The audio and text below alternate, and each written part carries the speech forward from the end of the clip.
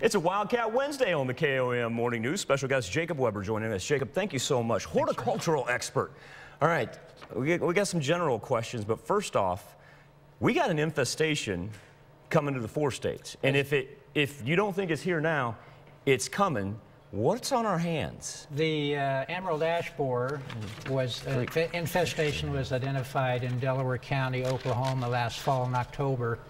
And as a result, Delaware County is now a quarantine area. That means wood products that are harvested from that county should not be moved out.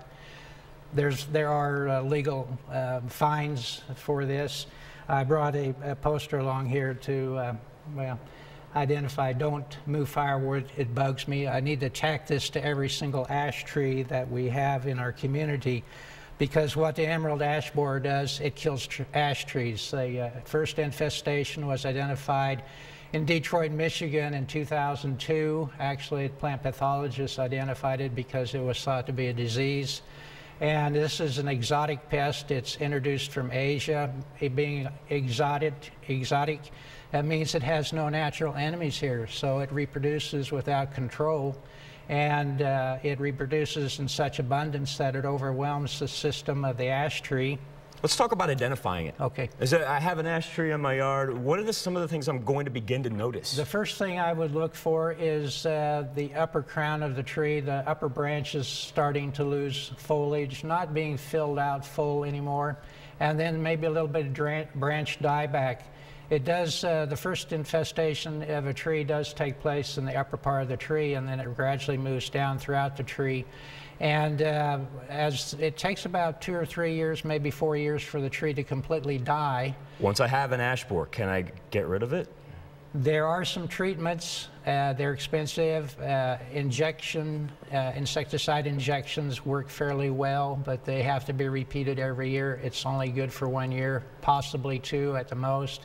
Homeowners have the option of applying a systemic insecticide. I've been told by Tim McDonald from the Kansas Forest Service that it's not effective, not very effective. And since it does require repeat application, it is expensive, and it has to be done by a certified applicator. It's not an option that's available to homeowners. Okay, I want you to reiterate this point. I've come to grips. I have ash borers in my tree. Yes. So I need to be responsible with my environment, make sure it doesn't spread. What do I do? First of all, if you have a tree that's infested, and I would recommend having immediate removal and destruction of the tree. And do not replant ash trees. It is because of this, we're going to lose the ash trees. It's just a matter of time. The number one thing is discard the tree.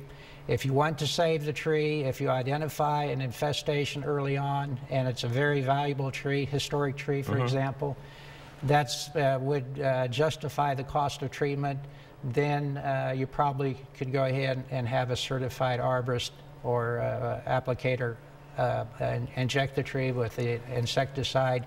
It's only good for a year. And you can always call the Wildcat District Extension Office, and they'll help you out and point you in the right direction. Hey, real fast before we get out of here. All right. Chance for patchy frost Thursday and Friday. If I've already got the plants in the ground, what am I doing? Well, you're planting a little bit early if you got the plants in the ground, but if you just planted them, dig them up, take them back inside, replant them next day, or if they've been in the ground growing, you have the option of covering them. Or praying for cloud cover so it doesn't get too cold. Let's play better safe than sorry. Let's cover them up. Jacob Weber, thank you so much for your advice. Thanks Help us save these ash trees here in the 4 states. We'll be right back with your 7-day after this.